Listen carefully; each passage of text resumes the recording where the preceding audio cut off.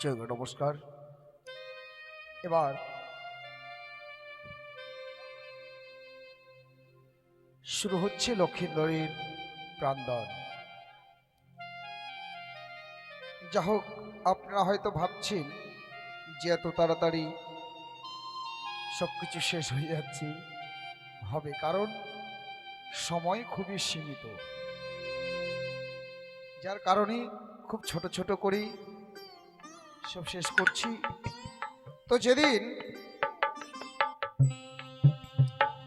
মা পদ্মাবতী লক্ষিন্দরে প্রাণ ফিরে দিয়েছিলেন কৈলাসে, ঠিক সেদিন 33 কোটি দেবদেবী মা পদ্মাবতীকে আশীর্বাদ করেছিল কে দিয়ে? না, স্বর্ণ পুষ্প দিয়ে। তথাপি আজকে আপনাদের এই স্থান কৈলাসে পরিণত, এই স্থানে যারা আছেন সকলে দেবগণ, সকলে দেবী। বিশ্বাসে বস্তুর তর্কে বহুদূর, মানুষের মুখের কথা শোনে মানুষ ভাই, সবার উপরে মানুষ সত্য, তাহার উপরে কিছুই নাই। এই যে সাদা কাপড়ের ভিতরে লক্ষিন্দরের 272টি হার সাজানো গোছানো রয়েছে। যা হোক, এর মধ্যে লক্ষিন্দরের প্রাণদান হবে। এই সময় যদি কোনো ভক্তের অঙ্গে অর্থাৎ হাতে পায়ে গিটে গিটে বেশ ব্যথা থাকে, তাহলে আসবেন মা মনসার কাছে আত্মনিবেদন, আত্মসমর্পণ করে কিঞ্চিত পরিমাণে দান বা দক্ষিণা দেবেন।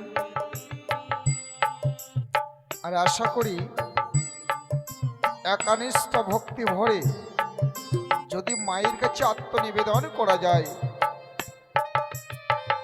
ওই বিষ ব্যথা সমস্ত কিছু হরণ করবে কে? না, আমার মা কালিয়া নাগিনী। তবে হ্যাঁ, যদি কারো মনে বিশ্বাস হয় তবে আসবেন, বিশ্বাস না থাকলে আসার প্রয়োজন নেই। শুরু হচ্ছে লক্ষিন্দরের প্রাণদান।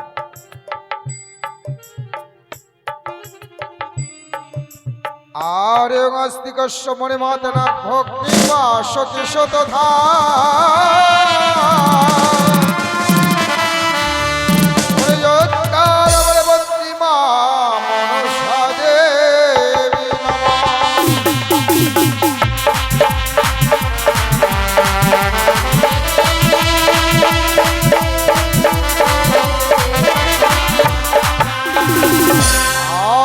দেখো মমতাবতী আজকে কর্ম না করে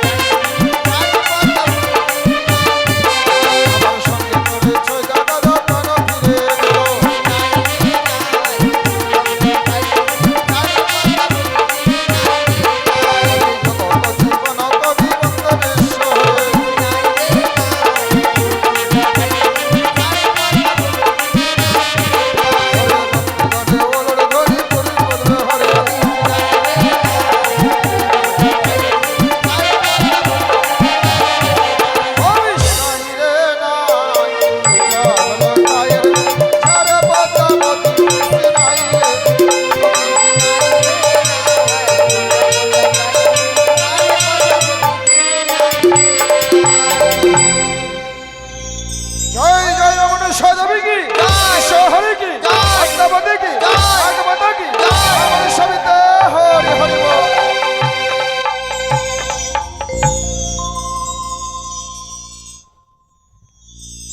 তাই লক্ষিন্দরের প্রাণদান হলো। বাসর ঘরে লক্ষিন্দর ক্ষুধার্ত অবস্থায় প্রাণী মারা গিয়েছিল। তাই এই সময় যদি কোনো মায়ের ভক্ত থাকেন, অন্ন বস্ত্র দান করবেন, করতে পারেন। আমাদের বলার কাজ আমরা বলে দিচ্ছি, যদি কোনো মায়ের মনে ইচ্ছে হয় দান করবেন।